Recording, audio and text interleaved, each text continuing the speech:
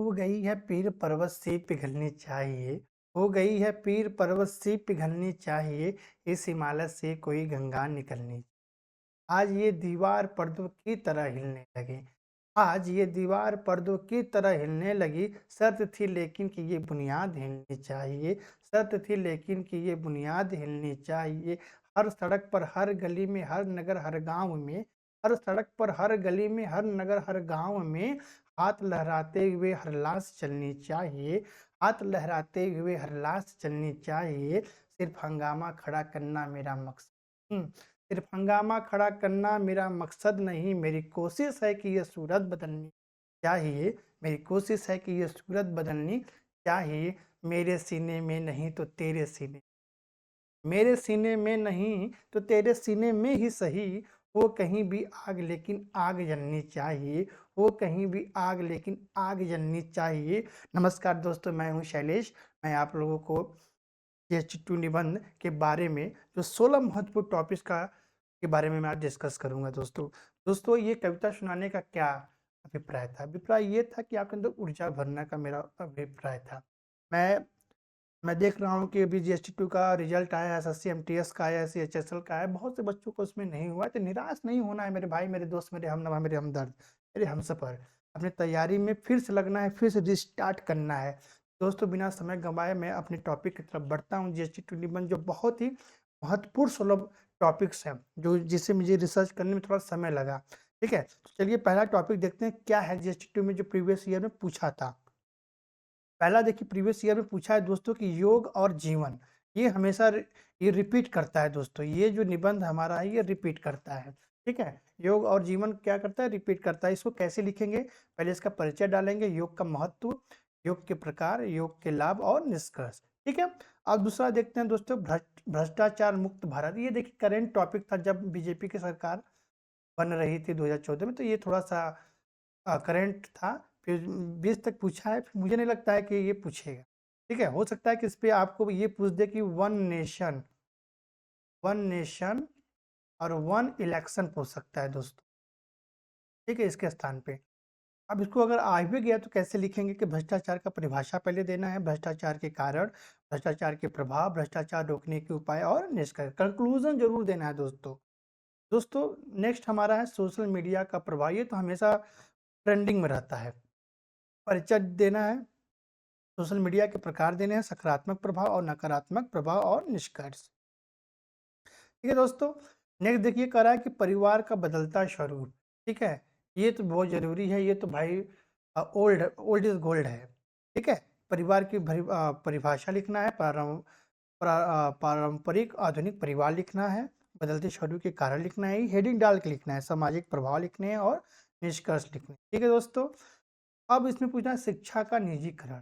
ठीक है, ये शिक्षा का निजीकरण है हमारा अगला। तो कैसे लिखेंगे? शिक्षा का महत्व डालेंगे, निजीकरण का अर्थ डालेंगे, कारण डालेंगे, लाभ और हानियां और निष्कर्ष लिखेंगे। फिर दोस्तों हमारा अगला है युवा वर्ग और विदेश। ये भी थोड़ा इंपॉर्टेंट है। विदेश जाने के कारण क्या हो सकते हैं? शिक्षा और नौकरी, प्रतिभा, पलायन, भारत में अवसर और निष्कर्ष। ये आपके मुख्य मुख्य हेडिंग है दोस्तों।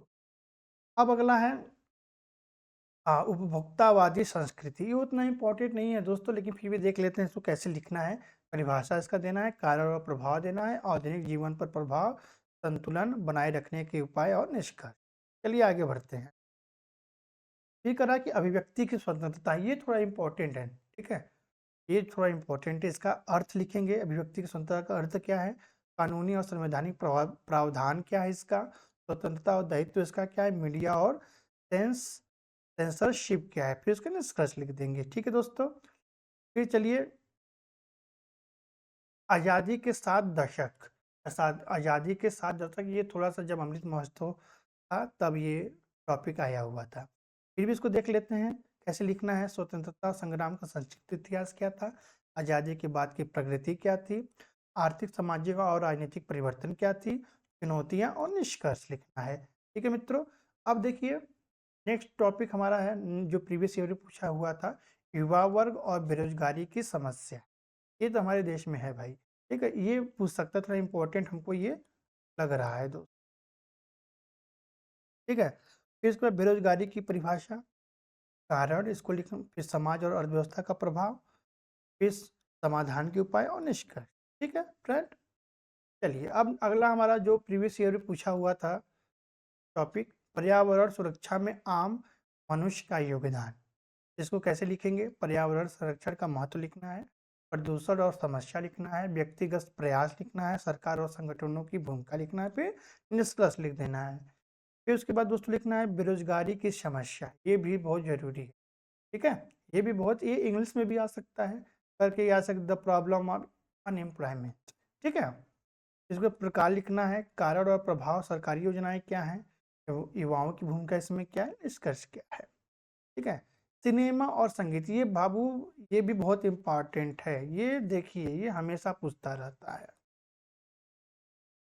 ये हमारा हमेशा पूछता रहता है। मुझे लगता है कि 2016 से लेके 20 तक तो पूछा ही है, फिर ये रिपीट कर सकता है। ठीक है, ये इंपॉर्टेंट है, फिर ये रिपीट कर सकता है दोस्तों।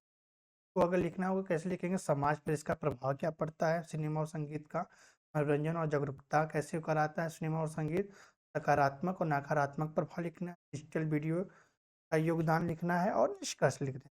ठीक है दोस्तों, अब स्वच्छता अभियान, जब मोदी जी ने इसको स्टार्ट किया था स्वच्छता अभियान, तो ये भी थोड़ा इंपॉर्टेंट है, लेकिन मुझे नहीं लगता ये आउट ऑफ ट्रेंड है। ठीक है, स्वच्छता भारत अभियान, ठीक है, इसको अगर लिखना होगा तो ऐसे लिखेंगे, सफाई का महत्व लिख दीजिए, नागरिक की जिम्मेदारी, सरकार और संगठन की पहली निष्कर्ष लिखेंगे। ठीक है दोस्तों, फिर उसके बाद अगला हमारा है कि परिवर्तन किसका दायित्व। इसको कैसे, ये थोड़ा इंपॉर्टेंट, परिवर्तन किसका दायित्व, हर नागरिक के दायित्व है।